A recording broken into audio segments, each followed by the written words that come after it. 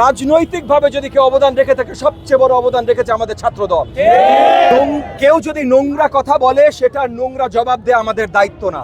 জুলাই মাসে 24-এর গণ অভ্যুত্থান আমরা স্মৃতিচারণ করছি। এই জুলাই মাসে এই দেশের দ্বিতীয় স্বাধীনতা আমাদের তরুণরা নিয়ে এসেছিল, আমাদের ছাত্ররা নিয়ে এসেছিল, আমাদের ছাত্র দলরা নিয়ে এসেছিল। ঠিক আজকে আমাদের শেরেবাংলানগর ছাত্র দল তারা আজকের এই র্যালির আয়োজন করেছে। আপনারা পিছিয়ে দেখছেন, এই র্যালিতে আমাদের ভ্যানজো ছিল, অনেক কিছু প্রদর্শনী এই এলাকার জনগণের জন্য আবার একটা রিমেম্ব্রেন্স হিসাবে, স্মৃতিচারণ হিসেবে তারা করেছে।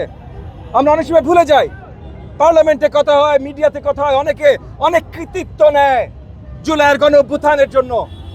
আমি পরিষ্কার বলে দিচ্ছি ভাই, জুলাই গণ অভ্যুত্থান যেমন সকল পর্যায়ের আপামর মানুষের গণ অভ্যুত্থান ছিল, রাজনৈতিকভাবে যদি কেউ অবদান রেখে থাকে, সবচেয়ে বড় অবদান রেখেছে আমাদের ছাত্রদল।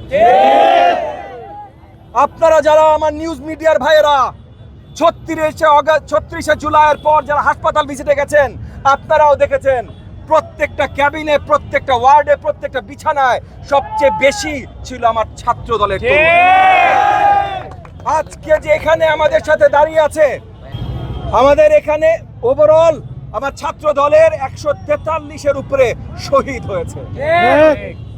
অন্য যারা কৃতিত্ব নেয় বিশ্ববিদ্যালয়ের নাম নিয়ে বা অন্য কিছুর নাম নিয়ে, তাদেরকে জিজ্ঞেস করেন।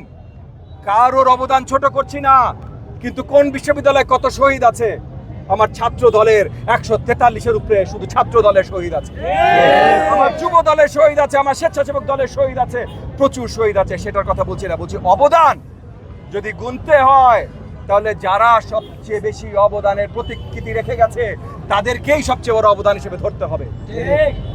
সেই 2 বছর শেষ হয়েছে, পূর্তি হয়েছে জুলাই গণ অভ্যুত্থানের।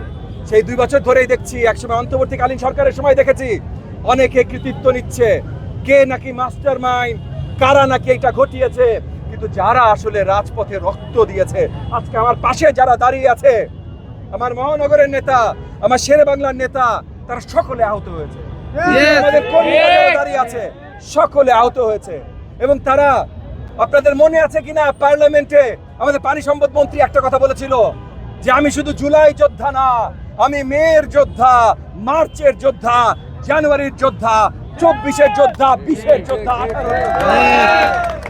তো আমাদের এখানে আজকে যারা দাঁড়িয়ে আছে, আমার ছাত্র দলের প্রত্যেকটা তরুণ, তারা শুধু জুলাই যোদ্ধা না, কিন্তু জুলাইতেও তাদের অবদান সবচাইতে বেশি। এই জাতিকে যখন জুলাইয়ের গণ অভ্যুত্থানের জন্য ধন্যবাদ জানাতে হবে, তখন মনে রাখতে হবে যাদেরকে তালিকা করে আপনারা ধন্যবাদ জানাবেন, সেই তালিকা সবচেয়ে উপরের দিকে যেন ছাত্র দলের জায়গাটা সঠিকভাবে। জুলাই 36 পর্যন্ত দেশব্যাপী ঢাকা শহরের প্রত্যেকটা থানায়, ওয়ার্ডে আমাদের কর্মসূচি থাকবে জুলাইয়ের গণ অভ্যুত্থানের স্মৃতিচারণে। এবং এই কর্মসূচিগুলো আমরা সেই ত্যাগ, অবদান জুলাইয়ের সেই গণ অভ্যুত্থানের মাঝে যারা করেছে, তাদেরকে, তাদের স্মৃতিতে তাদেরকে সম্মান জানিয়ে করব।